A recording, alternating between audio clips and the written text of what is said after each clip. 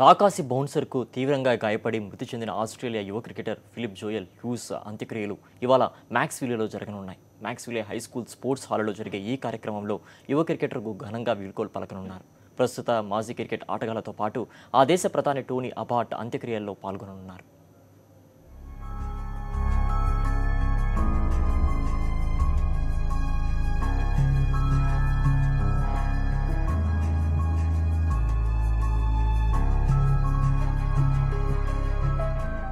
Philip hues మృతి నుంచి యావత్ క్రికెట్ ప్రపంచం కోలుకోలేకపోతోంది.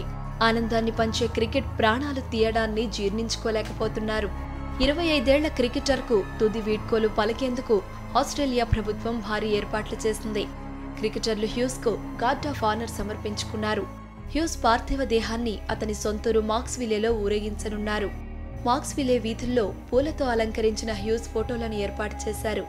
హ్యూస్ అంత్యక్రియలను ఎస్సీజీ, అడిలైడ్, వాకా, ఓవల్ మైదానాల్లోని బిగ్ స్క్రీన్లపై కార్యక్రమాన్ని ప్రసారం చేయనున్నారు. ఈ సందర్భంగా ఆసీస్ కెప్టెన్ క్లార్క్తో కలిసి మరికొందరు హ్యూస్ పార్థివ దేహాన్ని మోయనున్నారని సమాచారం.